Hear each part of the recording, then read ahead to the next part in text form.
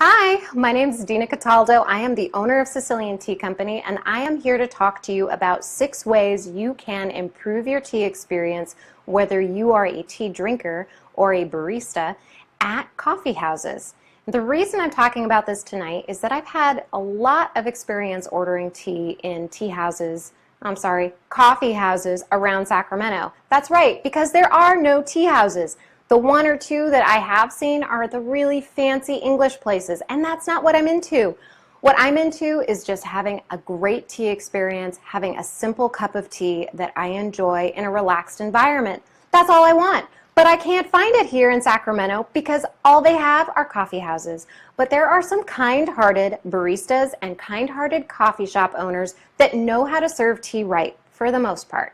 There are some things that can be improved, and that's what I'm here to talk to you about. Because there's 6 things that you can do as a tea drinker or a barista to make that tea experience even better. And I would love it if I could go into a coffee shop, order my tea, and have this fantastic experience.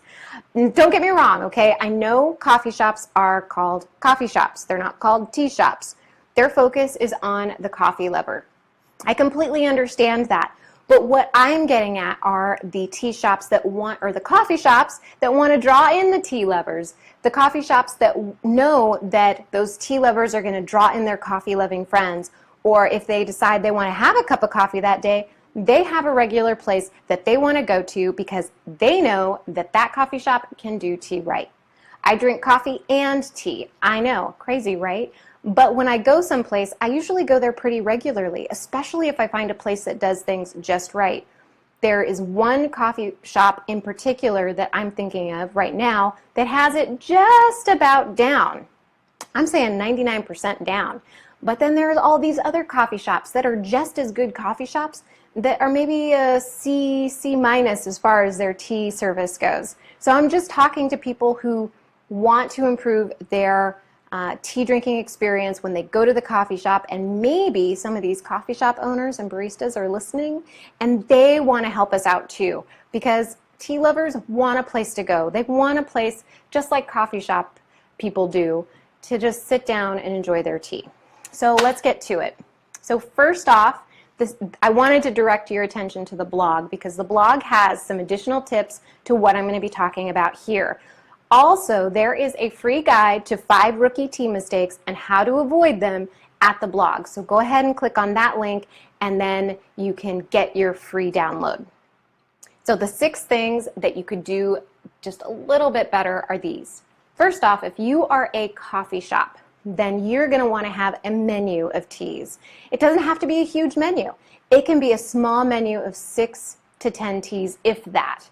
Just maybe 1 or 2 under each section. 1 white, 1 green, a couple oolongs, a Darjeeling, a black tea.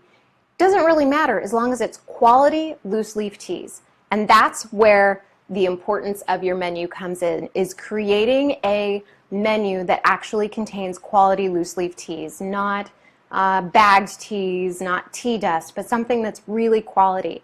And those leaves can be re-steeped multiple times. So if you're a tea lover, you probably already know that. But if you are a barista and you're talking to someone, you could ask them, are you familiar with loose leaf teas? Did you know you can re-steep them multiple times? And that's going to add value to your customer. And when you are creating that value, they're going to come back. Another thing to think about is how you're serving this tea. What are you serving it in? I had an experience recently that was pretty darn good. I went in and I found a great menu. It had just a few different teas. It had descriptions of each of the teas, and it was lovely. I didn't need a barista to tell me anything about the teas because there was a short description under each of the menu items. It was perfect. And then I got the tea in a paper cup, which was really unfortunate. I had asked for the tea for here. You always have to ask for it for here, tea lovers, or you will get it in a paper cup. But when she didn't hear me, the barista didn't hear me. But that's okay because she was so nice. I asked her if she could put it in a teacup. She did. She put the tea in a teapot, and it was really lovely. She had that all down. But one of the problems with serving tea in a paper cup is that you can't control the steep time. let me back up a little bit because I want to tell you a little bit about this tea experience I had. The barista had put a really large amount of tea in a tea bag, and she had put it in the paper cup. And there are a couple problems that come with steeping tea in a paper cup. One is the smell of the paper cup. It has a chemical smell. And then if you put a cap on top of it, a plastic cap, it's going to hide the flavor of the aroma of the tea. So what's the point of that?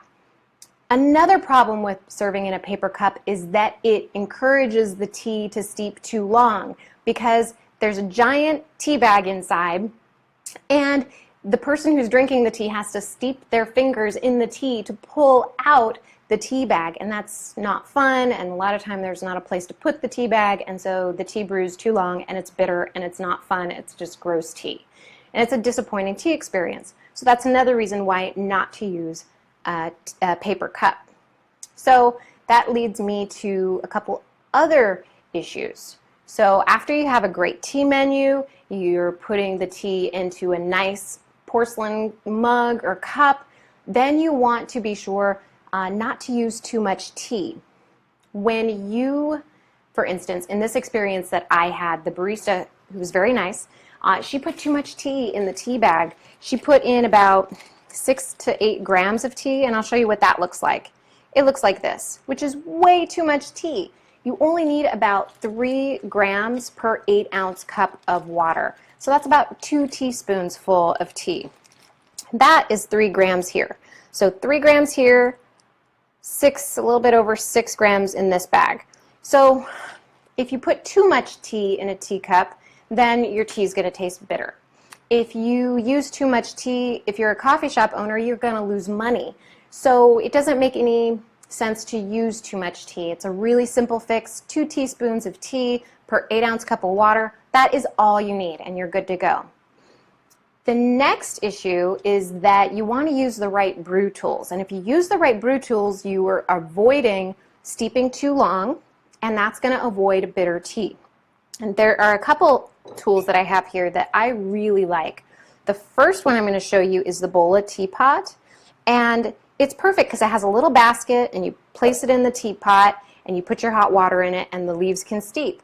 When you've poured out enough tea so you can drink, any leftover water in there isn't going to keep brewing the tea leaves because you can pull the basket out of the teapot, and then you're not worried about steeping too long. You're not worried about brewing it too long and creating bitter tea. Another thing you can do if you just want like a quick and dirty way of making tea are these great little Bruin mugs. You just plop them in any mug, and you can use herbal teas if you want to do that. They're not really herbal teas, but that's a whole other episode I've already talked about. But you put herbal teas inside, and you're not going to have all those little floaties that are in the cup. You just put the Bruin mug inside of a mug, and then when you're done, you take it out, and there's a coaster that comes with it. All right? And then it's the same thing with your teapot, is you have the ability to control how long your tea is steeping. You can control how strong you want your tea. And that's something you want your tea lover to have if you're a coffee shop owner, because you want them to be happy, right? So those are just a couple ways that you can make your tea lover happy. And if you are a tea drinker and you go into one of these shops and you know that they're not going to have these things, that's okay. All you have to do is ask for a little plate, and you can put your tea bag or whatever they're using on that plate, and it's no problem. And usually baristas are really nice about it. Like the gal that I was talking to who was helping me with my tea, she was so nice. I felt embarrassed having to ask for these things because I felt so picky, but she was so nice about it, so I really appreciated that. One of the things you don't want to do is put tea in a tea bag because it doesn't allow the leaves to fully expand, and you don't get all the flavor from the tea. And then if you're packing that tea, like I was showing you that 6 grams of tea into a tea bag, and you're tying it up and you're throwing it in the hot water, well, that is going to kind of smush those leaves together, and they're not going to be able to expand and taste good.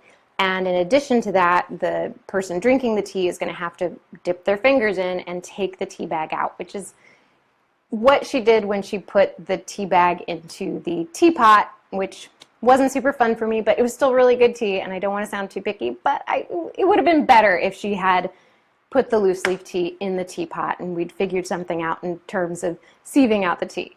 So that's just my 2 cents on that one.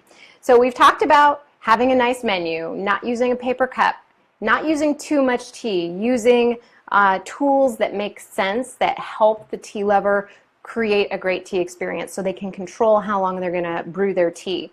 And then also let's talk about temperature of water. You don't want to boil all of your teas. And I went to this really nice coffee place recently, and I love their coffee. They have fantastic coffee. And they had a great menu. They had great brewing tools. They didn't put it in a paper cup. They used the right amount of tea. But then when it came down to the water temperature, they boiled water and they put it over my nice white tea leaves. So it may sound picky, but if you're a tea lover, you know what I mean, right?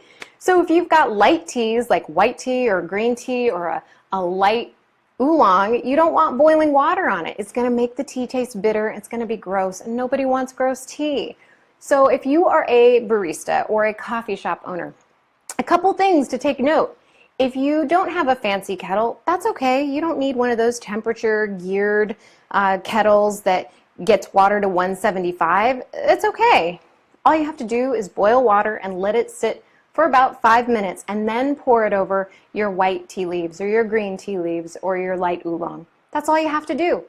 Now, the ones that you do want to boil are the black teas, okay? You can boil water and steep your black teas, your dark teas in that hot water. That's okay. But please, please, please don't boil your white tea leaves, and don't let them steep for too long. That is something that is, you don't have to steep your teas that long. It can be anywhere, if they're quality teas, you really only have to steep them anywhere between 30 seconds and maybe 2 minutes. It depends on the tea, but that's why you want to give the quality brew tools, so that way the tea lover can decide how long they want to brew the tea. So I hope that answers some of the questions that I've gotten, and also hopefully that gives some information to coffee shops and baristas who are very kind-hearted and are listening, because it really does make a difference in a tea lover's experience, and they will come back and they'll want to bring their friends and they'll tell other tea lovers about your place. So if you continue to cater to them, please take note of this. There's 2 things I'd really like you to do right now.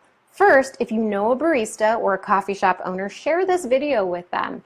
Give them some more information. They've probably got a lot of it on target, but maybe there's a couple things that they could improve. And second, go to the blog and click on 5 rookie tea mistakes and how you can avoid them. It'll give you some more information about tea, give you a little bit of tea trivia, and if you have any questions, leave them in the comments. Thank you so much for joining me tonight. I really appreciate it. Have a good one.